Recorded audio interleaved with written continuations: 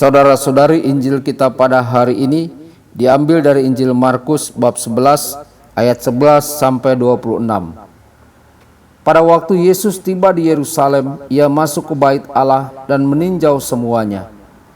Tetapi karena hari sudah hampir malam, ia keluar ke Betania bersama ke-12 muridnya. Keesokan harinya sesudah mereka itu meninggalkan Betania, Yesus merasa lapar. Dan dari jauh ia melihat pohon ara yang sudah berdaun.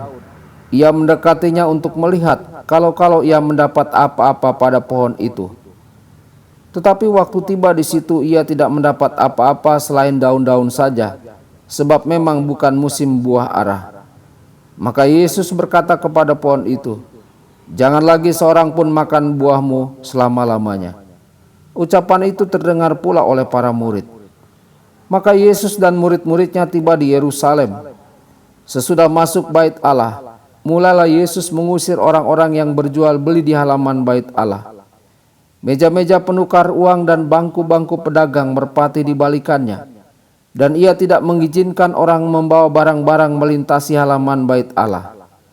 Lalu ia mengajar mereka, "Bukankah ada tertulis, rumahku akan disebut rumah doa bagi segala bangsa? Tetapi kalian ini telah menjadikannya sarang penyamun." Imam-imam kepala dan ahli-ahli Taurat mendengar tentang peristiwa itu, maka mereka berusaha untuk membinasakan Yesus. Tetapi mereka takut kepadanya, sebab mereka melihat orang banyak takjub akan pengajarannya. Menjelang malam, mereka keluar lagi dari kota. Pagi-pagi Yesus dan murid-muridnya lewat dan melihat bahwa pohon ara itu sudah kering sampai ke akar-akarnya. Maka teringatlah Petrus akan apa yang telah terjadi, lalu berkata kepada Yesus, "Rabi, lihatlah pohon ara yang kau kutuk itu sudah kering." Yesus menjawab mereka, "Percayalah kepada Allah.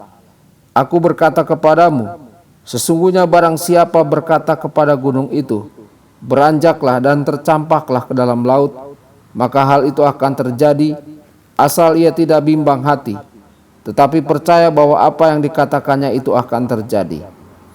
Karena itu aku berkata kepadamu, apa saja yang kalian minta dan kalian doakan, akan diberikan kepadamu, asal kalian percaya bahwa kalian akan menerimanya. Dan jika kalian berdiri untuk berdoa, ampunilah dahulu sekiranya ada barang sesuatu dalam hatimu terhadap seseorang, supaya juga Bapamu yang di surga mengampuni kesalahan-kesalahanmu. Tetapi jika kalian tidak mengampuni, maka Bapamu yang di surga juga tidak akan mengampuni kesalahan-kesalahanmu." Demikianlah sabda Tuhan. Terpujilah Kristus.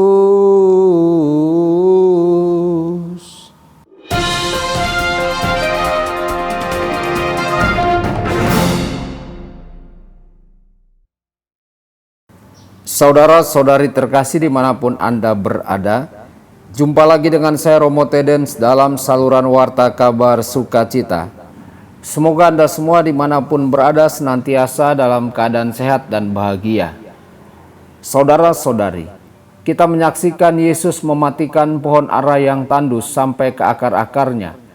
Meskipun Yesus tahu bahwa ini bukan waktunya untuk memanen buah ara. Yesus tidak pernah melakukan mujizat untuk dirinya sendiri. Jadi kita tahu itu bukanlah hukuman karena tidak memuaskan rasa laparnya. Peristiwa itu mendahului Yesus memasuki bait suci di Yerusalem, di mana Yesus berharap menemukan orang-orang yang dekat dengan Bapanya. Namun sebaliknya, Yesus menemukan mereka sibuk dalam aktivitas duniawi dan seringkali aktivitas itu curang dan tidak adil. Buah kejujuran yang Yesus harapkan tidak ada sama sekali. Saudara-saudari, pohon ara melambangkan Yerusalem. Apakah kita jujur dalam berurusan dengan sesama kita? Apakah kita menyadari bahwa Tuhan mengharapkan kita untuk menghasilkan buah? Apakah kita menginvestasikan waktu kita dengan baik, baik dalam doa maupun perbuatan untuk tujuan itu?